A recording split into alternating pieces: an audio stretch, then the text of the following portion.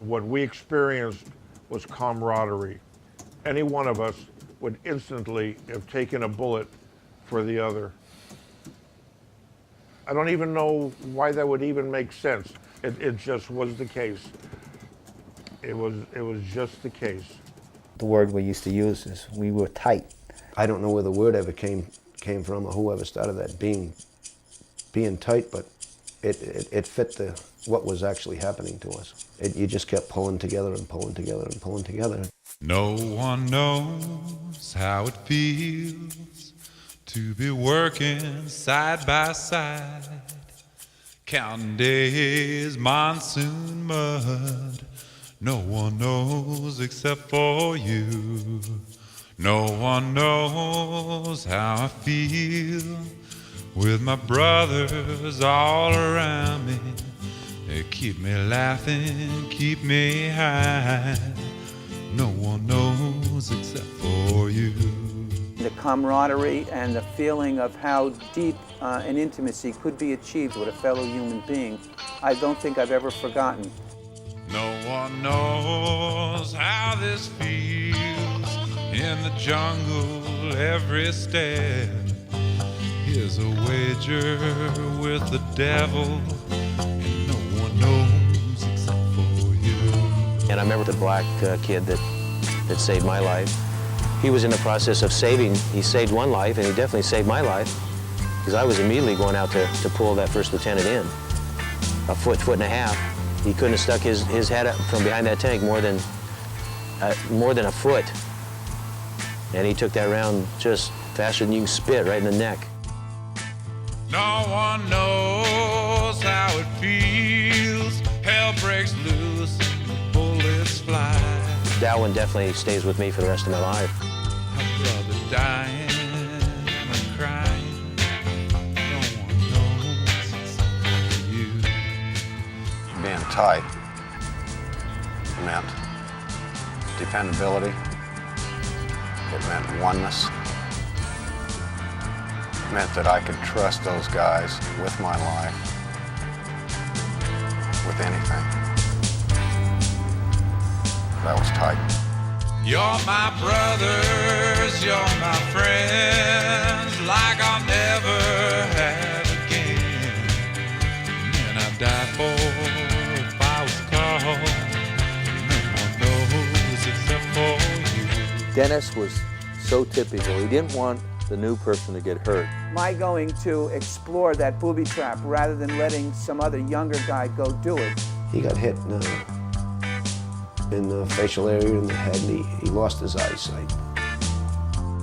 R&R, I was scheduled to go on December 5th, which was the day I woke up from a coma after 8 days on the hospital ship. No one knows how it feels heading home with solemn vows to remember and get together.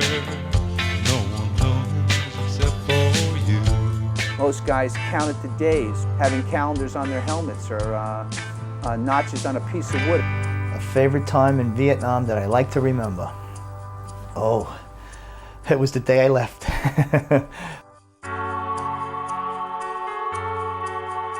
Got on that airplane and everybody was quiet, and it took off, and it got up and nobody said a word until the pilot came on and said, "We have cleared Vietnamese airspace," and there was a roar and a cheer, and that was the greatest time that I had in Vietnam, was leaving Vietnam. People just don't understand what it was like when we came home. It changed a lot of guys a lot of different ways. I went to the VFW and they told me, well, you're going to be an associate member. It's not a real war. When I came back, I was a fully confident, successful Marine officer. I even denied being in Vietnam a couple of times because I was ashamed. Everybody had said that we had lost the war, and I sat back and I remember every battle we were in, we won.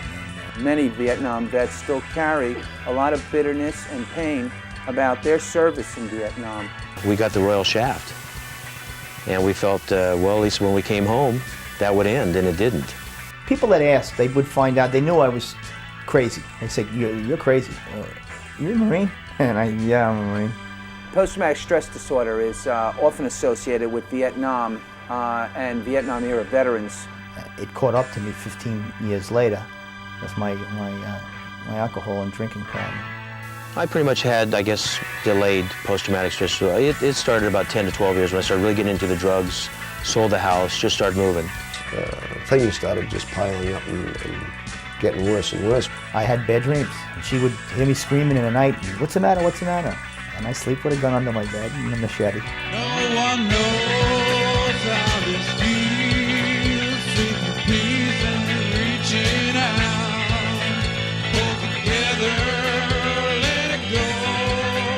No one knows except for you. Ooh, the war. I helped raise funds for the war. The first time I went, my legs were rubber. But when I got down to the, I guess they call it the apex, where it meets, I felt like I was back in Vietnam with my friends again. I went, even though I will never know this young black kid's name who saved my life, I had to thank him somehow. And no one knows, no one knows except for you.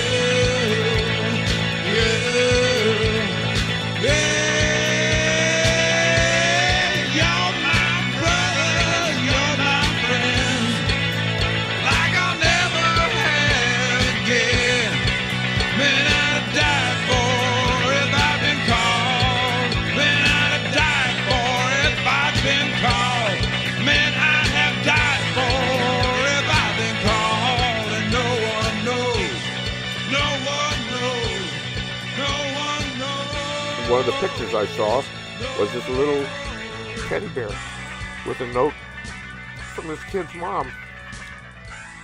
You never could sleep without this. I want to make sure that that you have this so you can sleep now.